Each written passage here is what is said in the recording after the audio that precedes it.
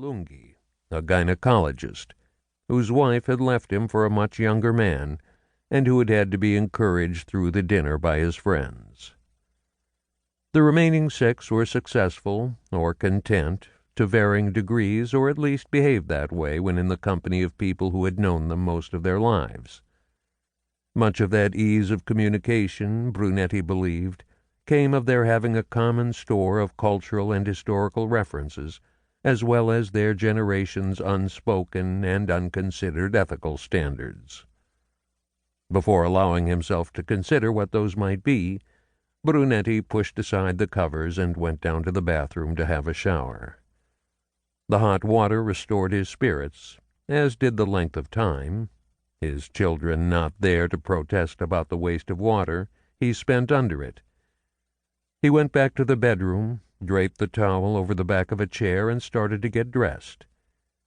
He pulled out the trousers of a suit he hadn't worn since the winter, dark gray cashmere and wool, and bought for almost nothing when the men's clothing store in Campo San Luca had closed 2 years before. Strange, he thought, as he pushed the button through the buttonhole. They had seemed to fit him better when he had bought the suit. Perhaps the dry cleaning had tightened them somehow. Surely they would loosen up as the day wore on and he moved around wearing them. He sat on the chair, pulled on a pair of dark socks and black shoes he'd bought in Milano years before, that had molded themselves to his feet as time passed, and that never failed to convey a thrill of sensual delight as he slipped them on. Before he put on his jacket, he considered wearing a vest, but, remembering how warm it had been the day before, decided it was unnecessary. The good weather of late autumn could be counted on for another day. In the kitchen he looked on the table for a note from Paula, but found nothing.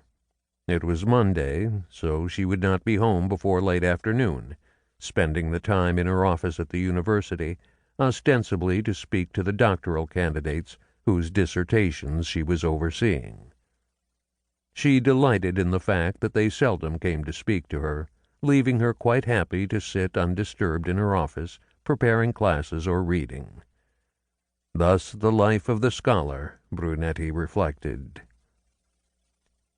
He left the house and started for the Questura, but turned immediately into Rizzardini for a coffee and a brioche, then another coffee and a glass of mineral water.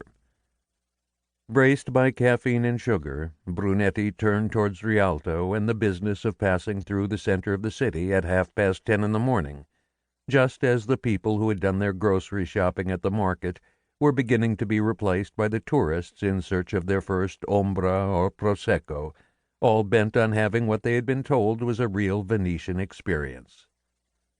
20 minutes later, he turned right onto the riva that led to the Questura, and looking across the canal saw the cleaned and restored facade of the church of San Lorenzo, no longer a church, but a gallery of some sort, dedicated, he had been told, to the salvation of the seas.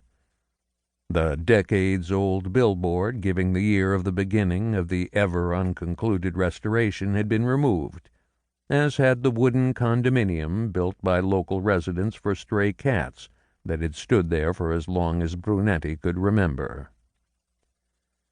As he arrived outside the Questura, he saw his superior, Vice Questore Giuseppe Patta, at the bottom of the staircase at the far end of the entrance hall.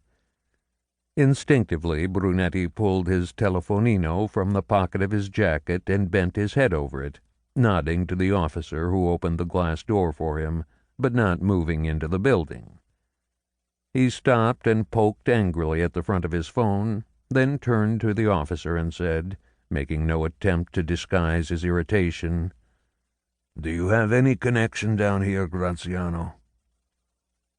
The officer on guard duty, aware that Brunetti was arriving for work 2 hours late, and that the Vice Questore did not view the commissario with a benevolent eye, said, "It's been going in and out all morning, signore. Did you manage to connect by going out there?" He nodded towards the space in front of the Questura. Brunetti shook his head, saying, "It's no better out there."